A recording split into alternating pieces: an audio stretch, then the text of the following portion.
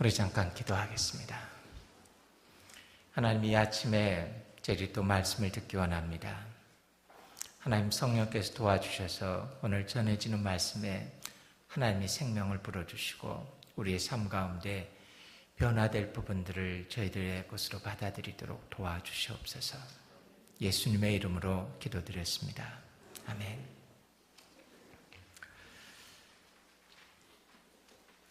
어제 저녁 말씀을 통해서 첫 번째에서 네 번째 계명까지를 살펴봤습니다.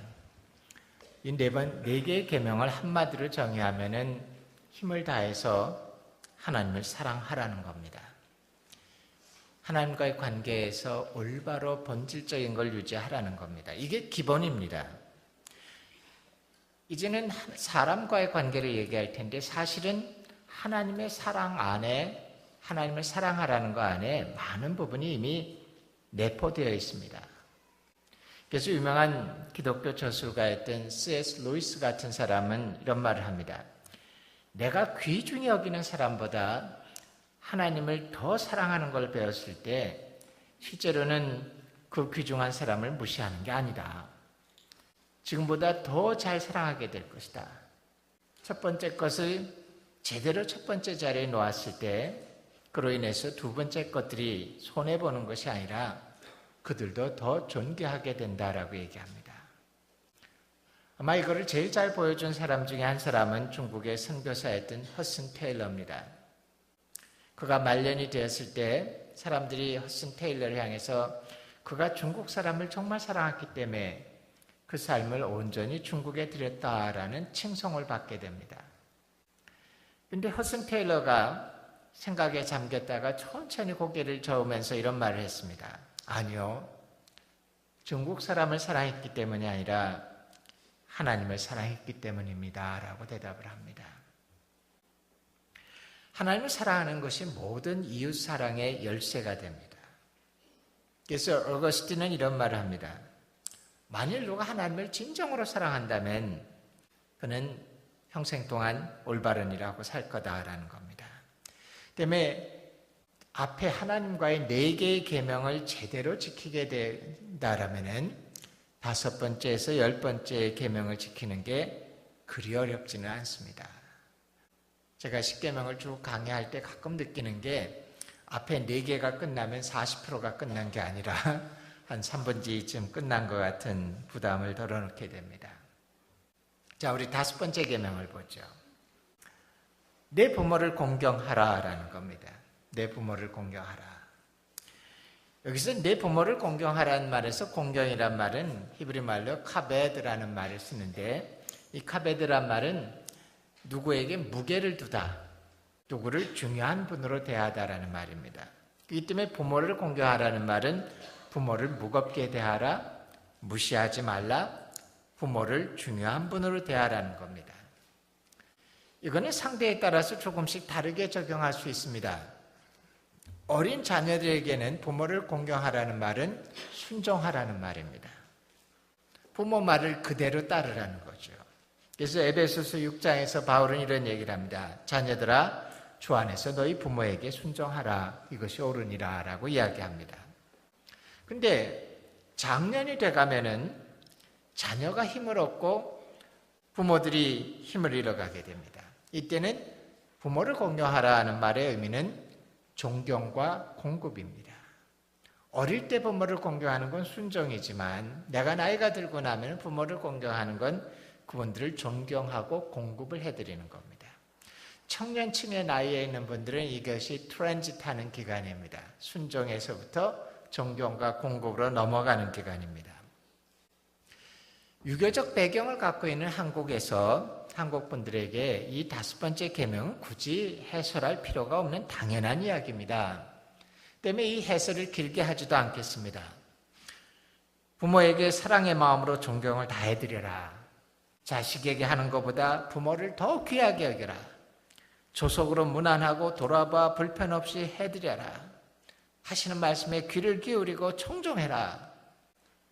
너무 당연한 말씀인 것 같은데 문제는 그게 그렇게 쉽습니까? 오히려 많은 사람들이 부모와 온갖 갈등과 아픔을 가지고 삽니다. 제가 앞에 말씀드렸던 것처럼 정말 부모에게, 자식보다 부모에게 너무 잘하고 조속으로 무난하고 모든 걸 부모를 위해서 다 하는 그런 효자들이 정말 있다면은 아마 그 며느리는 이 5째 계명을 지킬까 말까를 고민하지 않고 6째 계명을 지킬까 말까를 고민할 겁니다. 확 죽여버릴까 보다. 부모를 모시는 게 그렇게 쉽지 않습니다. 자녀 쪽에 문제가 있을 수도 있지만 부모 쪽에 문제가 있는 경우도 있습니다.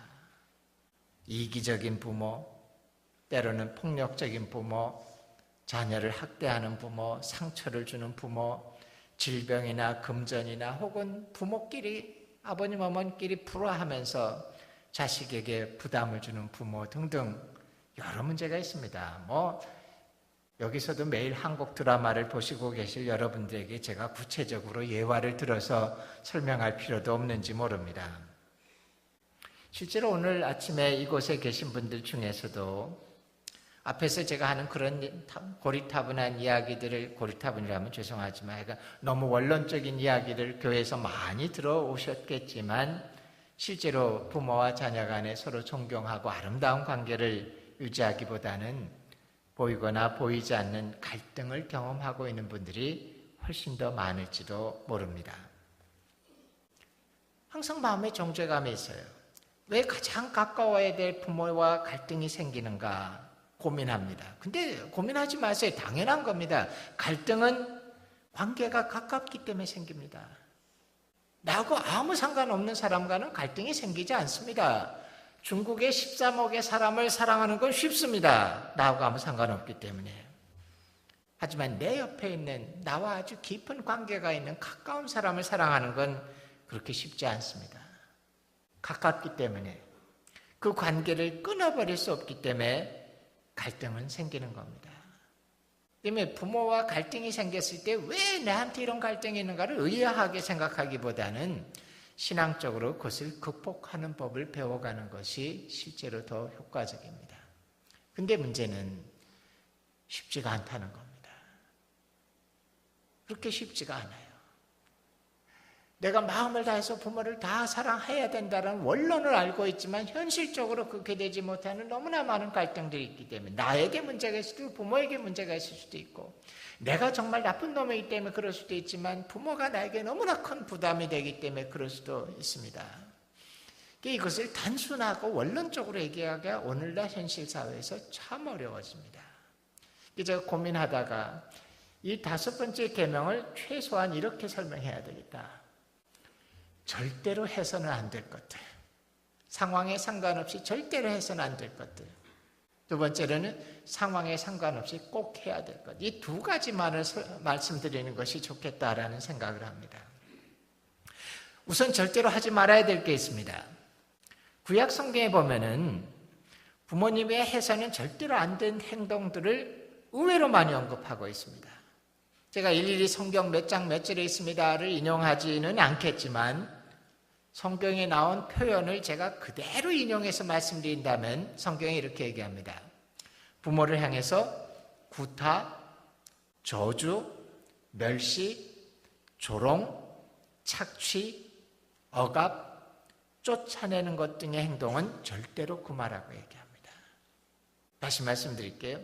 최소한 부모를 향해서 구타, 저주, 멸시, 조롱, 착취, 억압, 쫓아내는 것은 절대로 하지 말라는 겁니다. 최소한 이 행동은 해서는 안 됩니다. 신약에도 가면은 한마디로 부모를 향해서 얌체짓을 하지 말라고 예수님이 직접 말씀하십니다. 마가복음 7장에 보면 고르반이라는 얘기가 나옵니다. 너희가 부모에게 드려 유익할 것을 고르반하는 자들이 있다라는 말입니다. 잘 이해가 안 되실 겁니다. 고르반이라는 건 제물을 가르치는 겁니다. 하나님께 드린 제물입니다. 제가 요즘 말로 바꿔서 한번 표현해 보죠. 여러분이 아주 최신형 가장 좋은 테슬라 자동차를 하나 뽑았습니다.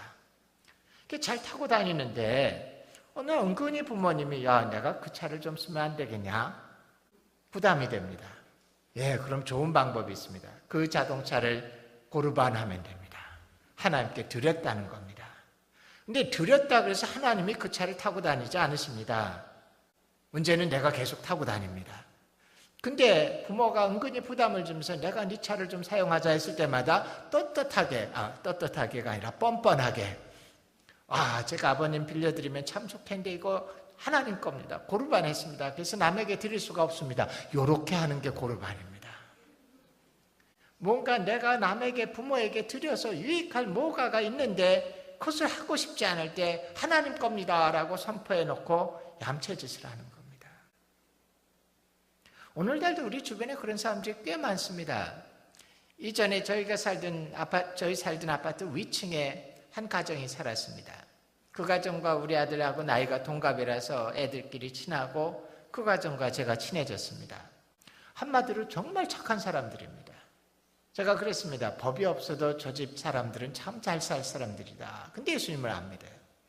은근히 우리가 복음을 전하려고 그들과 친분을 나누고 신앙에 대한 이야기도 하고 했는데 어느 날 그분이 이런 고백을 합니다.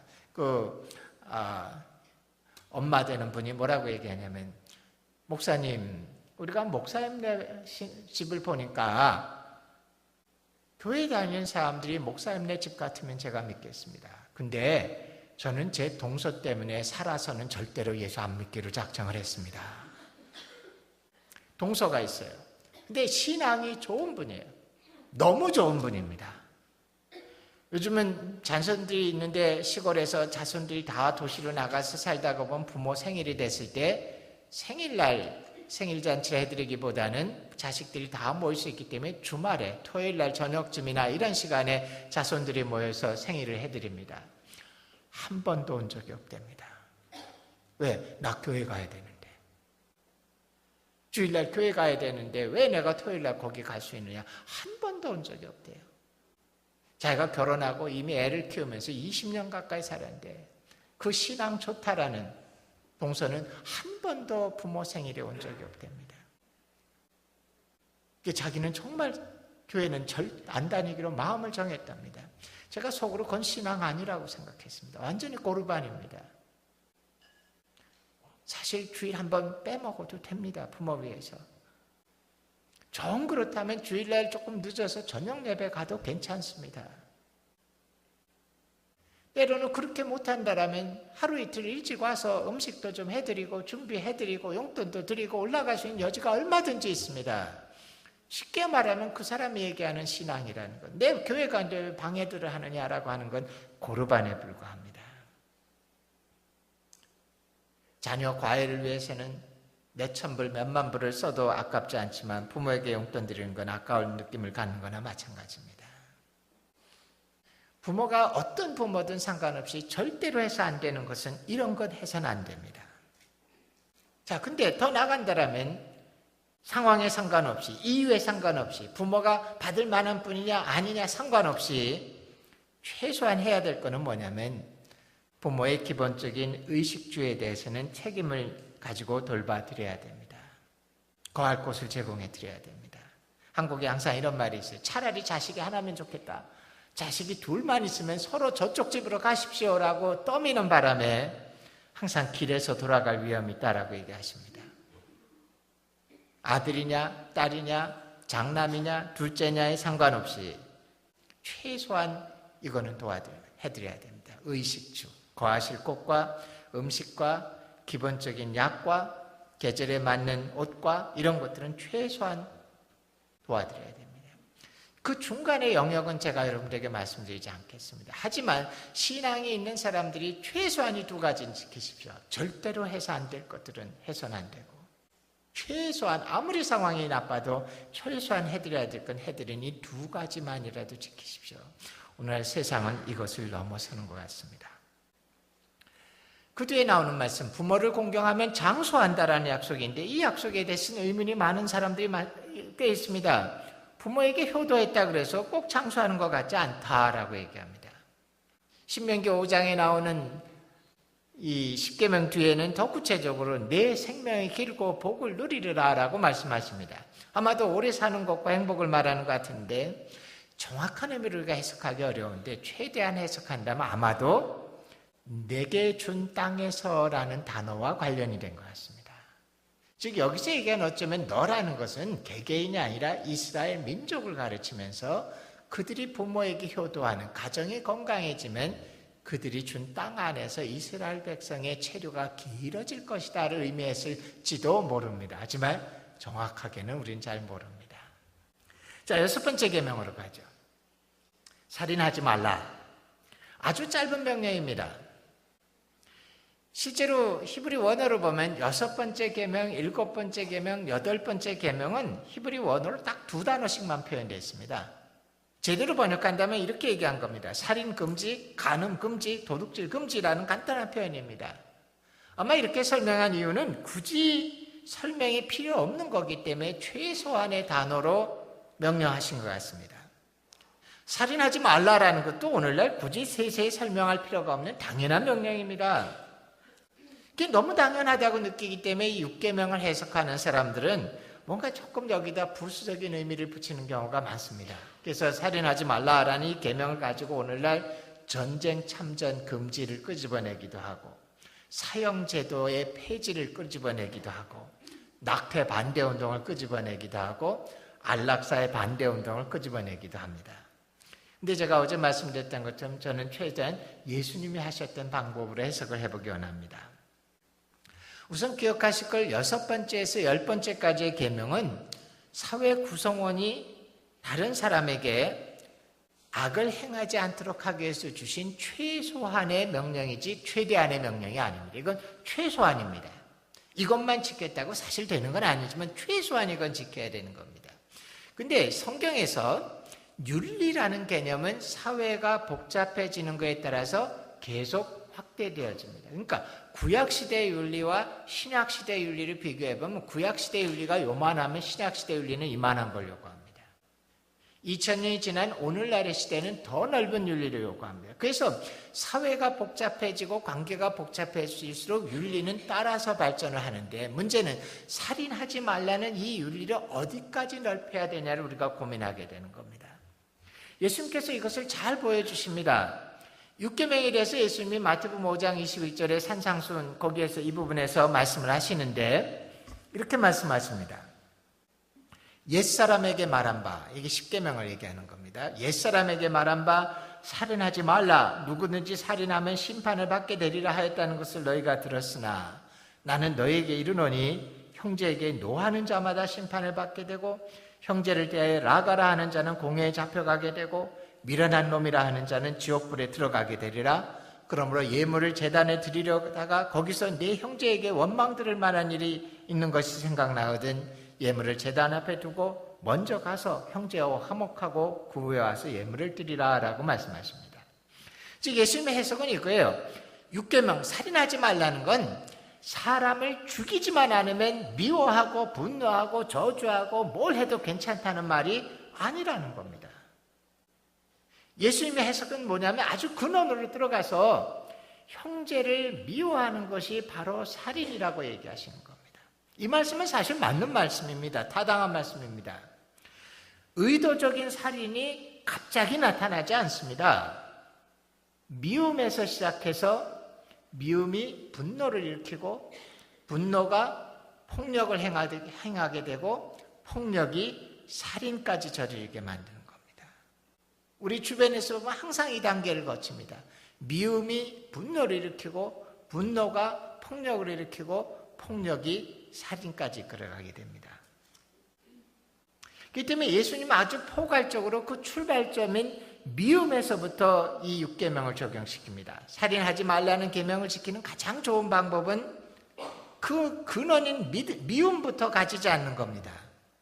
근데 여러분이 저를 좀 용서해 준다면 제가 미움과 분노의 단계를 조금 뛰어넘어서 뒷부분만 말씀드리겠습니다. 마땅히 뛰어넘어서는 안 되지만 오늘날 현실에서 미움과 분노를 적용한다면 여기 앉아 계신 모든 분들이 이미 다 살인을 저지른 사람이 되어버립니다. 최소한의 것도 지키기 어려운데 너무 이상적인 얘기를 하다가 보면 우리가 헛다리를 짚게 되기 때문에 제가 좀 용서를 구하고 너무 근원이 아니라 조금 최소한의 현실로 옮겨오기 원합니다. 최소한 폭력, 폭행의 단계부터는 절대로 금해야 됩니다. 조금, 그러니까 살인하지 말라는 계명을 조금 더 넓힌다면 미움과 분노도 가지지 말라 하면 참 좋겠지만 그렇게 하긴 우리가 현실적으로 어렵다면 최소한 폭력의 단계부터는 절대로 하진 않아야 된다라고 이 계명을 조금 넓혀야 된다는 겁니다. 그렇게 하는 이유는 뭐냐면 오늘날 폭력으로 우리의 가정과 사회가 찌들어들고 깨어지고 있습니다. 한국의 경우는 오늘날 3가정 중에 1가정에서 가정폭력이 일어나고 있습니다. 결혼한 2쌍 중에 1쌍이 폭력을 경험하고 있습니다. 폭력을 경험하고 있는 부부 중에 40대, 50대 부부가 차지하는 비율이 74%입니다. 그 때문에 대부분의 폭력이 40대, 50대 부부 사이에서 일어납니다. 그리고 이 폭력을 경험하고 있는, 그리고 이혼하고 있는 이유 중에 거의 38%가 폭력 때문에 이혼합니다. 그리고 이혼하는 사람의, 이 폭력 때문에 이혼하는 사람의 60%는 10년 이상을 지속적인 폭력으로 시달리고 있습니다. 저는 미국 사회는 잘 모르지만, 숨겨져 있지만, 생각보다 높은 비율이 있다는 걸 압니다. 학교에서, 저는 신학교에서 일하는 사람이기 때문에 학생들을 대하는데 신학생들이나 어떤 학생들의 표정이 참 어둡고 내면이 어두운 학생들을 봤을 때 그들을 상담하다 보면 대부분 발견한 게 뭐냐면은 상당수가 폭력적인 가정에서 자란 마음속에 상처가 있는 사람들을 봅니다. 폭력 속에서 살았고 폭력을 경험한 사람들은 이 땅에 굉장히 어두운 삶을 살게 됩니다. 이미 그들은 마음속에 부모나 상대방을 살인한 상태에 있는 것을 보게 됩니다. 문제는 그리스도인이라고 별로 이 상황이 좋지 않다는 겁니다. 오히려 더 그렇지 못한 것 같아요. 이상하게 분노를 세상에 못 터뜨리기 때문에 그런지 가정폭력이 의외로 그리스도인 가정 가운데 많습니다. 한국의 통계이긴 하지만 가정에서 폭행을 행하는 사람 중에 적어도 40%는 기독교 신앙인이란 통계도 있습니다. 그래서 저는 이 6번째 계명, 살인하지 말라라는 것을 오늘날 우리가 조금 더 넓히고 더 넓혀서 아주 이상적인 데까지 넓혀야 되지만 최소한 폭력의 단계까지는 가지 않아야 된다라는 그 계명으로 여러분에게 해석합니다. 폭력은 하나님 앞에서 살인과 같은 죄임을 인정하고 절대로 이런 폭력에까지 이르지 않도록 자기를 훈련해야 됩니다. 아마 이를 위해서는 분노를 조절하는 훈련을 스스로 하셔야 돼요. 성경의 권면처럼 해가 지도록 분노를 품지 않고 스스로 이것을 해결하는 좋은 습관을 들여야 됩니다. 물론 더 좋다면 거기에서 더 나가서 사람을 사랑하고 사람을 귀하게 여기는 데까지 가는 것이 신앙의 중요한 덕목이라는 것을 기억하셔야 됩니다. 자, 5번째 계명, 부모를 공경하라는 말은 제가 어떻게 해석했냐면 최소한 해서 안 될 것, 최소한 지켜야 될 것은 반드시 지키자. 살인하지 말라라는 것은 오늘날의 상황에서 우리가 어디까지 넓힐 수 있냐면 미움과 분노까지는 못할지라도 폭력의 단계까지는 가지 말자고 했습니다. 7번째 계명을 보죠. 간음하지 말라. 성경은 부부관계가 아닌 사이에서 이루어지는 모든 성적 관계를 간음, 음행이라고 봅니다. 어떤 익스큐즈가 없이 부부관계가 아닌 사이에서 이루어지는 모든 성관계를 간음과 음행이라고 봅니다. 근데 현대사회의 문제는 6계명에서 10계명 중 나머지 계명은 여전히 준수돼야 되고 어기면 죄라고 느끼는데 유독이 7번째 계명만은 점차 이건 죄가 아니다라는 인식이 확산되고 있습니다. 오늘날 이건 다 개인의 권리다. 개인의 성적 권리다. 영어로 어떻게 표현하는지 모르지만 아마 섹슈얼 프리덤이라고 생각하는 것 같아요. 이건 내 권리다. 내가 어른이고 내가 성년인데 내가 내 마음대로 이렇게 사는 건 내 권리다라고 생각합니다. 세상이 그쪽으로 움직여갑니다. 오늘날 서구 사회 상당수 나라의 간통죄가 이미 폐지되어 있습니다. 미국은 주마다 다른데 50개 주 중에 제가 알기엔 40개 이상의 주에서 간통죄가 이미 없습니다. 성년들이 자기들이 동의해서 하는 것은 죄가 아니다라고 생각합니다. 한국도 드디어 작년에 간통죄가 없어져 버렸습니다. 나이가 든 성년들이 자기들이 자발적으로 관계를 갖는 건 죄 아니다라고 정의했습니다. 현대사회는 점차 어떻게 돼가냐면 결혼은 결혼이고 나의 성적인, 나의 개인적인 권리는 권리다라는 것을 분리해서 생각하는 쪽으로 움직여가고 있는 것 같습니다. 하지만 제일 중요한 건 성경은 변함없이 간음을 중대한 죄로 주목하고 있습니다. 유대인들의 탈무드에 보면 정당화하거나 용서받을 수 없는 죄 3가지가 있는데 그것은 뭐냐면 우상숭배와 고의적인 살인과 그리고 간음이라고 얘기합니다. 성경은 이걸 용서받을 수 없는 중요한 죄라고 얘기합니다. 세상이 그것을 죄라고 인정하냐 아니냐는 아무 상관없습니다. 성경은 아주 명확하게 하나님 앞에 용서받을 수 없는 죄라고 이것을 정의합니다. 간음이 하나님 앞에서 커다란 죄라는 것을 성경은 이렇게 설명합니다. 첫 번째로는 간음은 우리 자신을 파괴시키는 죄입니다. 고린도전서 6장 18절 19절에 보면 음행을 피하라. 사람이 범하는 죄마다 몸 밖에 있거니와 음행하는 자는 자기 몸의 죄를 범하느니라. 너희 몸은 너희가 하나님으로부터 받은 바 너희 가운데 계신 성령의 전인 줄 알지 못하냐라는 겁니다. 간음은 자기 육체에 깊은 상처와 어두운 그림자를 남깁니다. 그리고 한 번 간음을 범하면 더 큰 정력으로 끌고 갑니다. 다른 죄와는 달리 순결한 영혼이 한 번 간음의 죄에 빠지면 그 후로는 영혼의 빛을 잃어버린다고 얘기합니다. 아주 심하게 얘기하는 분들은 한 번 간음의 죄를 범하면 더 이상 육체가 아니라 고기 덩어리로 변하는 것 같다라는 표현을 하는 분도 계십니다. 한 번 발을 들여놓으면 어느 한계에서는 자신의 힘으로 다시 돌아서 나올 수 없는 늪에 가라앉는 것과 비슷하다는 겁니다. 간음의 죄는 사람을 헤어나오지 못하게 하는 깊은 정욕의 노예를 끌고 들어갑니다. 성경에 곳곳에 이것을 경험합니다. 호세아서에서 이렇게 얘기하죠. 음행과 묵은 포도주와 새 포도주가 마음을 빼앗는다라고 얘기합니다. 간음은 자기 몸의 죄를 범할 뿐 두 번째는 가정을 파괴시킵니다. 데살로니가전서 4장에 보면 하나님의 뜻은 이것이니 너희의 거룩함이라. 곧 음행을 버리고 각자 거룩함과 존귀함으로 자기 안에 대할 줄 알라라고 얘기합니다.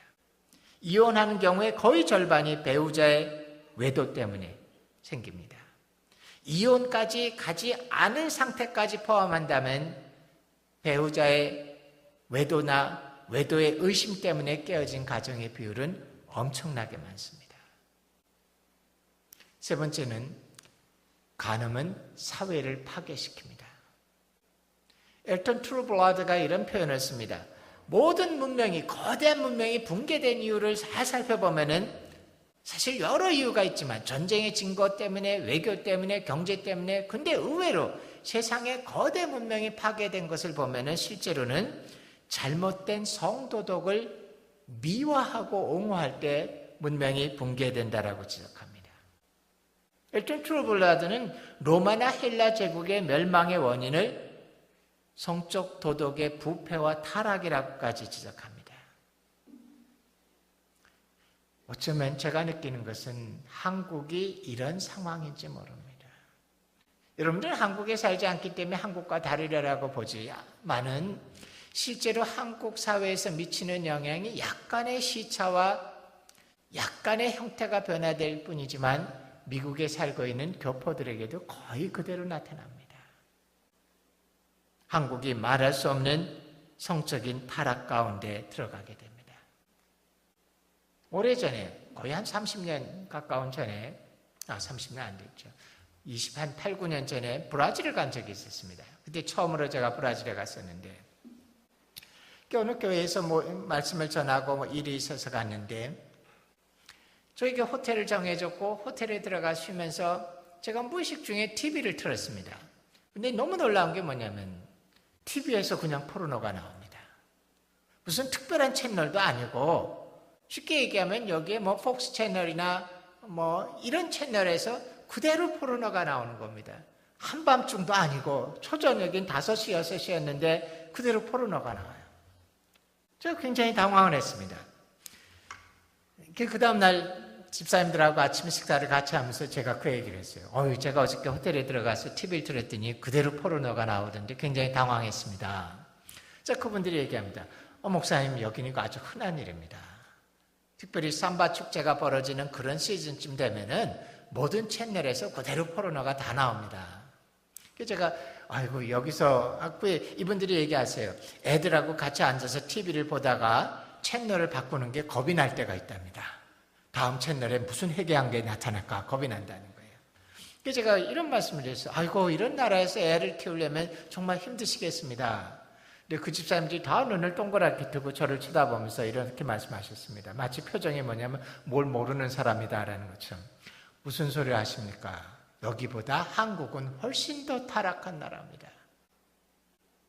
한국은 목사님이 교회 안에 계셔서 모르는 것 같은데 돈만 있으면 못할 짓이 없는 나라가 한국입니다라고 표현을 합니다. 실제로 한국 사회가 부유해진 것 같지만 밑바닥에 말할 수 없는 음란한 것들이 퍼져 있습니다.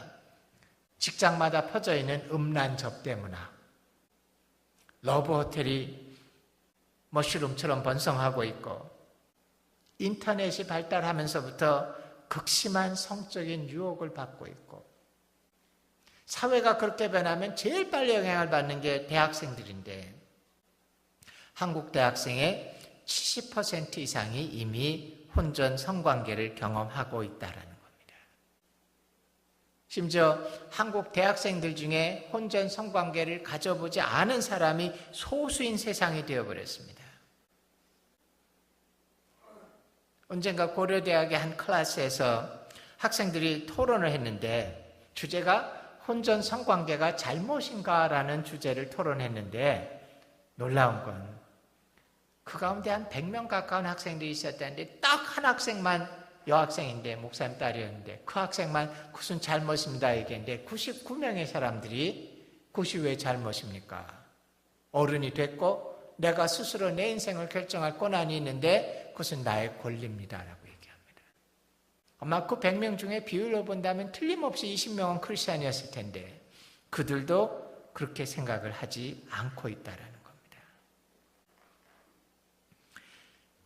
이런 면에서는 교회가 세상하고 분명히 차이가 나타나야 될 영역이 이런 영역입니다. 세상에 오히려 도전을 해야 됩니다. 근데 문제는 교회도 예외가 아니라는 사실 우리를 참 어렵게 만듭니다. 교회가 세상을 변화시켜야 되는데 이 면에서 교회도 실패하고 있습니다. 교회가 드러나지 않지만 성적 타락의 길을 걷고 있는 것 같습니다. 교회 내에서 일어나는 간음의 사건들이 사실 쉬쉬하고 드러나지 않아서 그렇지 적지 않다라는 게 문제입니다. 지난 며칠 동안 한국에서 이동현 목사라는 사람 때문에 한번 또 스캔들이 난리가 났죠. 이동현 목사라는 사람이 어떤 사람이냐면 아마 미국에서 제일 유명한 청소년 사역자 그런 스타일의 사람입니다. 그래서 청소년 젊은이들 중에 가장 영향력을 끼친 사람 중에 하나인데 자신이 간음을 하고 살았습니다. 교회마다 아주 조심스러운 건 청년부 목사와 청년부 자매가 동거하기도 합니다.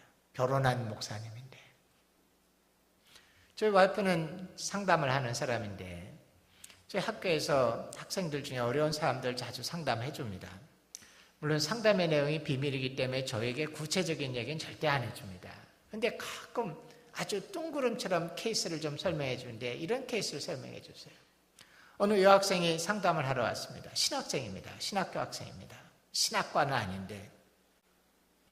근데 이 상담을 해보니까 이 여학생이 청년부에 있는데 자기 청년부 목사님과 이런 관계를 몇 년째 유지하고 삽니다.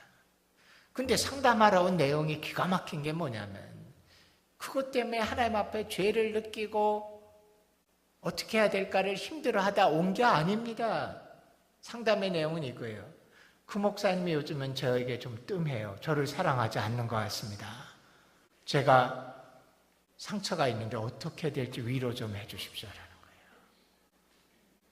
저희 와이프가 그 학생을 붙잡고 그것이 하나님 앞에서 얼마나 큰 죄인가를 드러내도록 깨닫도록 하는데 아주 애를 먹었다는 겁니다. 근데 그 뒤에 제가 그 교회를 주목해서 봤어요. 놀라운 건 뭐냐면 그 목사의 사모도 있고 그 교회 부목사이기 때문에 그 목사 담임 목사님도 알고 있고 사모도 다 알고 있습니다. 근데 쉬쉬쉬 하는 거예요. 우리 교회 청정부 목사가 이랬다라는 게 알려지면은 교회 명성이 떨어지고 교인들 떨어질까 봐 쉬쉬쉬 하고 덮어버리기에 정신없습니다. 제가 은근히 사실은 압박을 했어요. 당신들이 그것을 제대로 처리하지 못한다면 내가 이거는 공개를 할 수뿐이 없다. 결국 교회가 그 부목사님을 내보냈는데 음란의 죄가 아니라 뭔가 사정이 있어서 다른 교회로 옮겨가게 된 것처럼 슬쩍 내보내버립니다. 교회에서 찬양을 인도하는 리더가 있었습니다. 근데 그 사람이 사실은 결혼 밖에 깊은 관계를 갖고 사는 음행의 일을 행합니다. 근데도 맨날 찬양하러 앞에만 나오면은 영광 할렐루야 거룩하신 하나님 우리의 신부 되신 하나님. 제가 솔직히 그걸 할 때마다 얼마나 가정스러운지 모릅니다.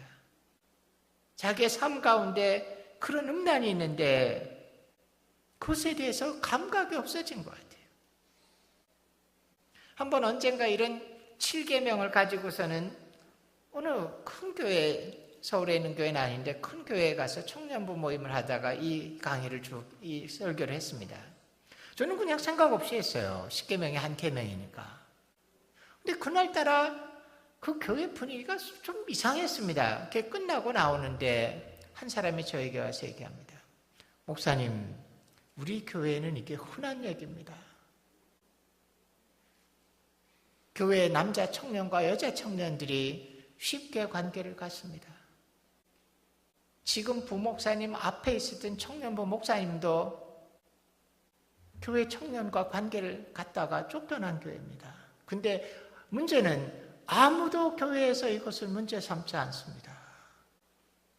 제가 더 놀라버렸습니다. 아마 어쩌면 그리스도인들이 이런 마음인지 몰라요. 나는 구원받았으니까 음행을 저질러도 천국은 보장된다라고 생각할지 모르는데 그렇게 쉽게 생각하지 마세요.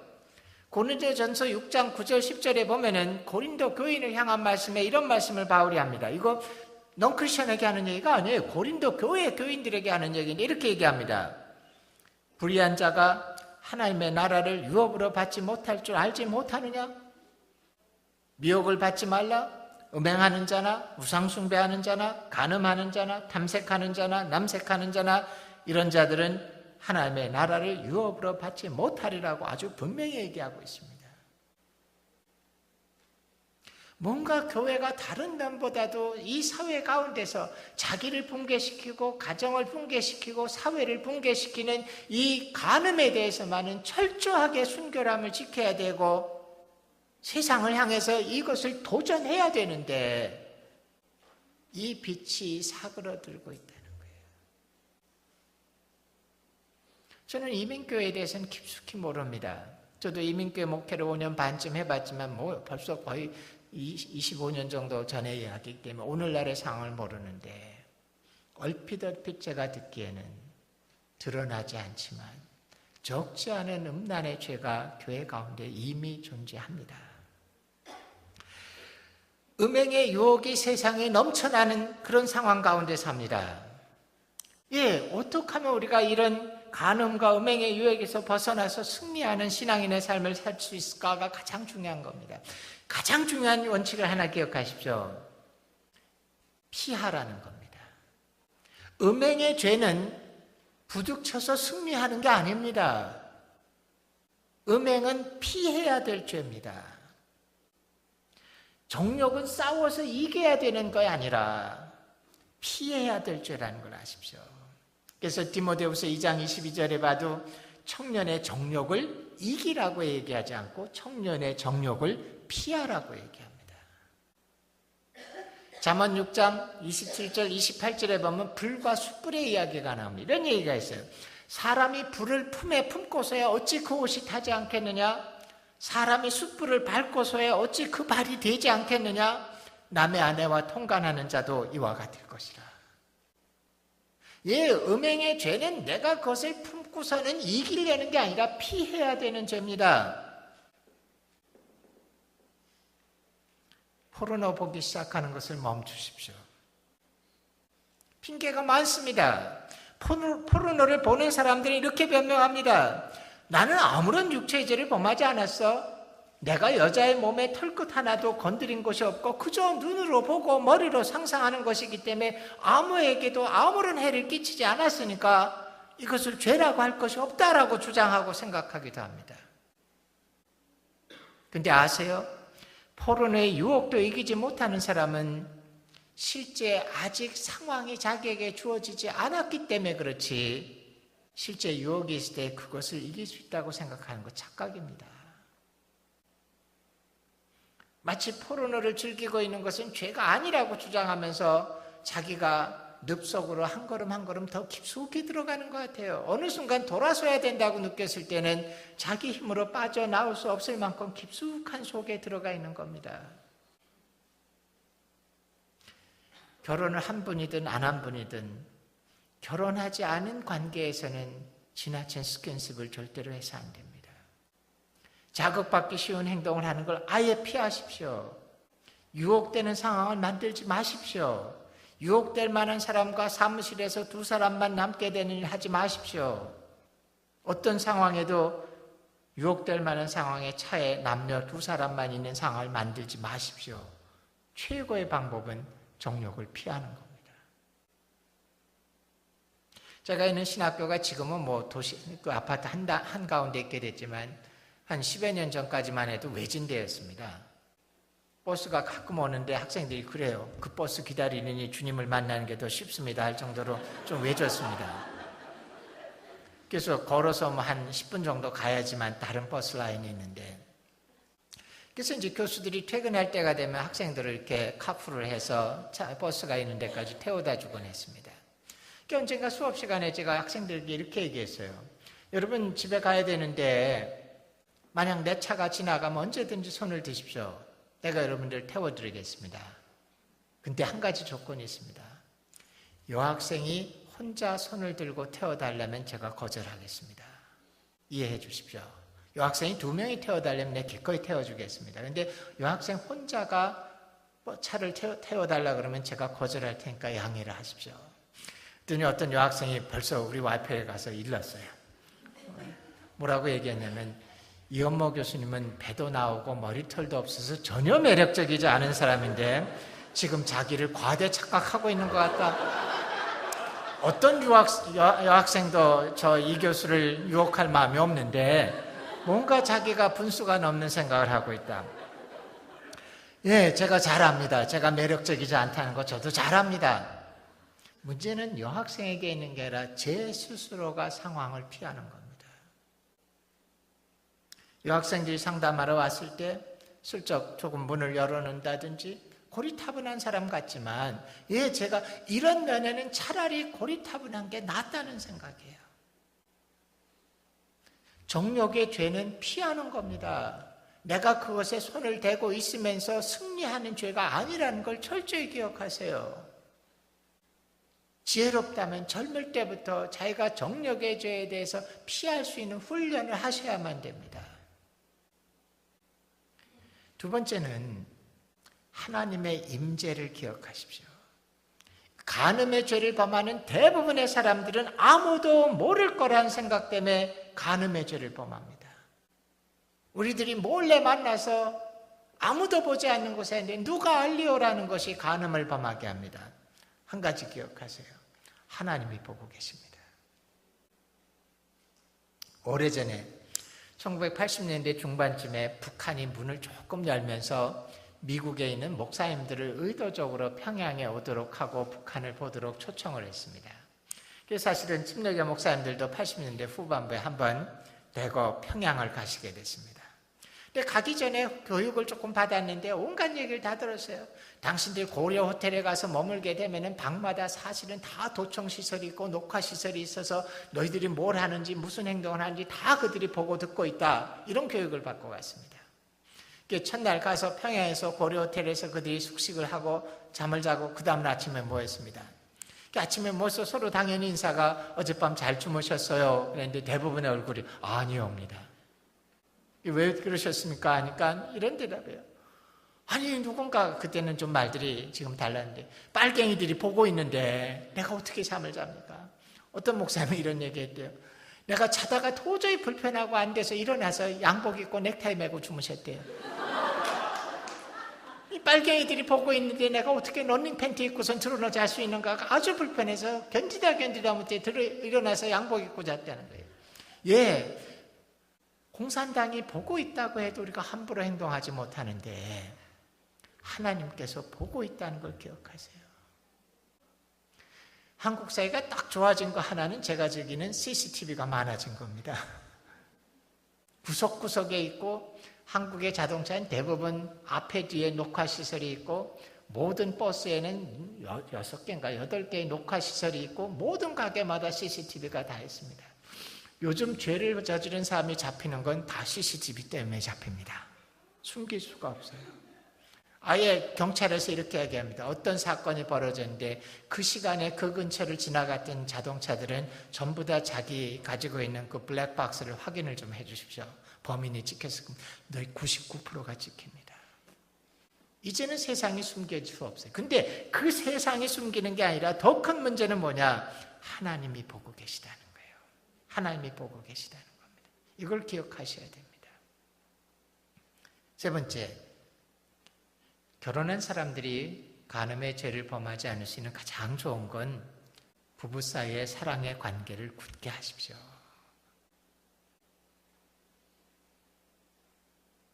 정말 상대방을 사랑한다면 성적으로 만족시켜 주십시오.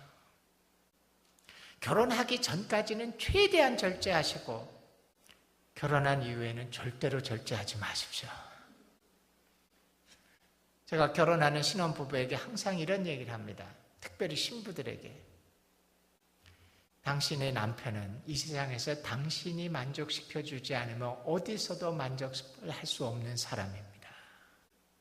최선을 다해서 만족을 시켜주십시오.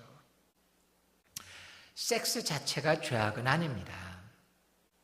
하나님의 뜻대로 사용한다면 성생활은 하나님의 축복입니다. 절제하지 마시고 마음껏 누리고 즐기십시오. 부부 사이에는. 그렇지만 하나님의 뜻 밖에서 일어나는 것들은 죄악이고 더러운 겁니다. 마치 손에 들고 있는 칼과 같습니다. 이 칼은 살인을 하고 피를 흘릴 수도 있지만 사용하기에 따라서는 맛있는 음식을 만들 수도 있고 멋있는 예술 작품을 조각할 수도 있습니다. 하나님 우리에게 성을 그렇게 주셨어요. 부부관계 가운데서 서로가 서로에게 이건 부부사이는 이게 거룩함을 깨는 일 절대 아닙니다. 최선을 다해서 상대방을 만족시켜주도록 하십시오. 이것이 간음을 막는 중요한 방법입니다.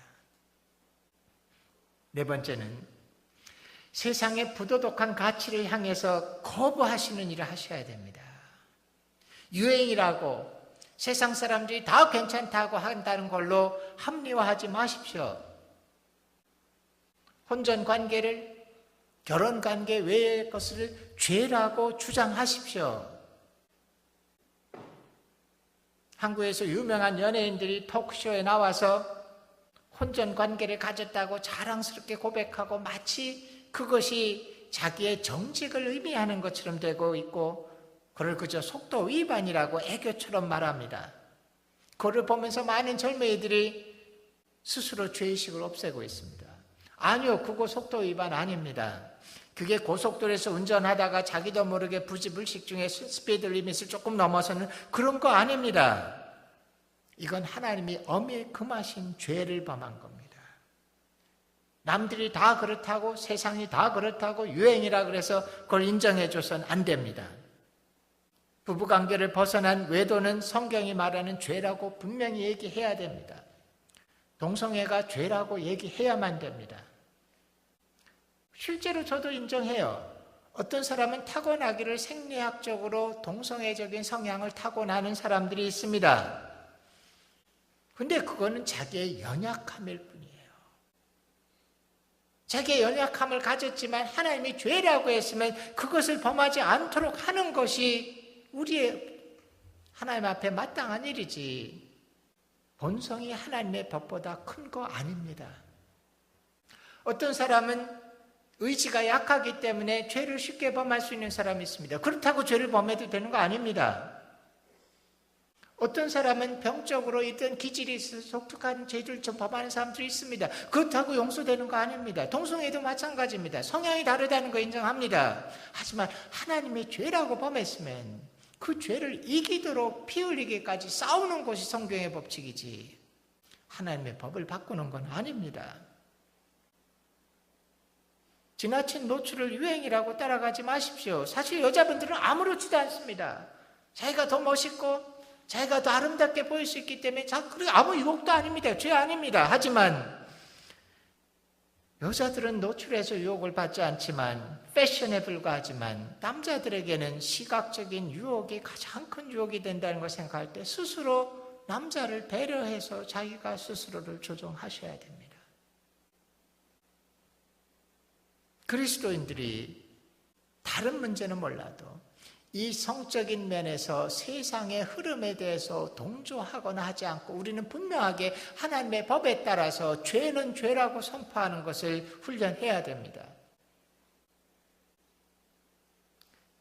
마지막으로, 이미 내가 간음의 죄에 실패했다면 어떻게 해야 될까요? 내 삶 가운데 이미 그런 죄가 있다면 어떻게 해야 될까요? 하나님께 용서받을 수 있습니다. 고린도전서 6장 11절에 보면은 너희 중에 이와 같은 자들이 있더니 주 예수 그리스도의 이름과 우리 하나님의 성령 안에서 씻음과 거룩함과 의롭다함을 받았느니라 라는 말씀이 있습니다. 간음의 죄도 용서될 수 있습니다. 하지만 이 용서가 저절로 되지 않는다는 걸 기억하십시오. 분명한 회개가 없이는 이런 죄의 씻음과 의롭다 하심이 이루어지지 않습니다. 회개라는 말은 인정이 아닙니다. 하나님, 내가 죄를 범했습니다. 그거 아닙니다. 그건 회개를 시작하기 위한 준비 단계일 뿐입니다. 회개는 돌아섬을 의미합니다. 그게 잘못됐다는 걸 인정하고 돌아서는 겁니다. 죄임을 인정하고 하나님 앞에서 내가 죄를 범했음을 인정하고 거기서 완전히 돌아서는 결단과 행위가 있어야지만 회개입니다. 돌아설 마음이 없이 그냥 하나님 미안합니다, I'm sorry God 하는 거는 사과일지는 몰라도 회개가 아닙니다. 많은 사람들이 실제로 간음의 죄를 범하고 나면 마음이 불편하기 때문에 하나님께 사과합니다. 하나님, 제가 잘못했습니다. 미안합니다. 근데 문제는 뭐냐면 가장 중요한, 거기서 돌이키고 완전히 떠나겠다는 행동과 결단과 열매가 없이 그냥 I'm sorry로 끝납니다. 여전히 그 다음에 간음의 유혹과 기회만 온다면 아주 쉽게 무너지면서 하나님 앞에 회개했다고 생각합니다. 아니요. 그건 죄송하게 느낀 거지 회개한 적이 없습니다. 그런 상태에서 결코 용서되지 수 없습니다. 여전히 죄 가운데 있습니다. 만약 자기가 간음의 죄가 있을 때 정말 아픈 과정을 겪으면서 회개를 해야 됩니다.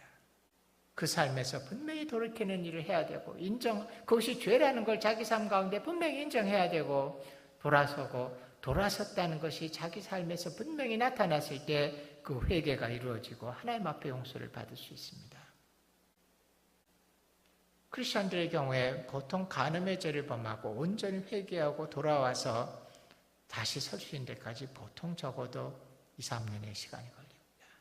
간단하게 하나님 잘못했습니다, 미안합니다, 다시 안 할게요, sorry, 요거 가지고 되지 않습니다. 자기의 삶이 변하기 위해서 정말 어려운 과정을 겪어야 됩니다. 하지만 용서받을 수는 있습니다. 회개하고 하나님의 용서를 받으셔야 됩니다. 자, 오늘 3개의 계명을 다뤘습니다. 부모를 공경하라? 쉽지 않습니다. 환경 자체가 아주 복잡해졌습니다. 내게 문제가 있고 내가 불효자고 나쁜 놈일 수도 있지만 부모 자신이 나에게 너무나 큰 부담이 될 수, 어쩔 수 없는 현실 가운데 있는 분도 많습니다. 그 가운데 우리는 계속 갈등하면서 찢어지고 아파하는데 최소한 우리가, 제가 더 말씀드릴 수는 없지만 최소한 지켜야 될 거, 절대로 하지 않아야 될 거 하지 마시고 꼭 지켜야 될 건 하십시오. 살인하지 말라. 나와 상관없다. 나는 살인 안 받는. 근데 그 말은 결코 사람을 죽이지만 않으면 무슨 짓을 해도 된다는 말 아닙니다. 예수님이 그거 아니라고 이미 해석해 놓으셨습니다. 하지만 오늘날 우리에게 적용할 때 미움과 분노와 폭행과 살인의 단계에서 최소한 폭행의 폭력의 단계는 절대로 내 인생 가운데 들어가지 않도록 자기를 훈련해야 됩니다. 특별히 폭력적인 가정에서 자란 분들은 정말 조심하셔야 됩니다. 자기가 그것을 너무나 싫어했지만, 부모가 아버지가 어머니를 때리고 하는 거 너무나 이 치가 시리도록 싫었지만 어느새 자기도 그렇게 돼요. 왜? 분노 해결의 방법을 그걸로 어느새 학습이 되어 있습니다. 자기가 뼈를 깎는 노력으로 넘어가지 않아야 될 선을 일찌감치 그어놓고 조심하셔야 됩니다. 간음하지 말라. 세상이 죄가 아니라고 얘기합니다. 일방을 한 사람을 원치 않는데 폭행해서 하는 강간은 죄지만 두 사람이 마음 맞춰서 하는 건 개인의 성적 자유고 성적인 권리라고 하는 세상입니다. 하지만 중요한 건 하나님이 죄라고 했습니다. 그리고 생각보다 무서운 죄입니다. 간음의 죄는 피하셔야 됩니다. 하나님이 보고 계십니다. 그리고 내 배우자가 간음의 죄를 범하지 않게 위해서 최선을 다해서 만족시켜 주시고, 그리고 무엇보다도 우리가 세상을 향해서 그거 죄라고 선포해야 되는 세상입니다. 오늘 여러분들이 조용한 기도 시간 가운데 이 모임 예배를 마치기도 했는데 한번 자기를 점검해 보세요. 이 세 개의 계명 가운데 내가 어떤가? 부모를 공경하라, 살인하지 말라, 간음하지 말라. 혹 여러분의 삶 가운데 꺼리끼는 것이 있더라면 오늘 이 시간 하나님 앞에 그것을 온전히 내려놓고 새롭게 출발하시게 되기를 바랍니다. 제가 잠깐 기도하죠. 아버지 하나님, 하나님의 너무나 평범하고 당연한 말씀을 오늘 저희들 나눴습니다. 하지만 우리의 삶 가운데 이것이 그렇게 당연하지 않고 의외로 많은 사람들에게 하나님 앞에서 깨어져 있는 모습을 봅니다. 오늘 하나님의 정하심의 법칙을 보았사오니 우리가 온전히 하나님 앞에 나와서 이 계명들을 온전히 지키고 우리의 문제를 해결하도록 도와주시옵소서. 예수님의 이름으로 기도드렸습니다. 아멘.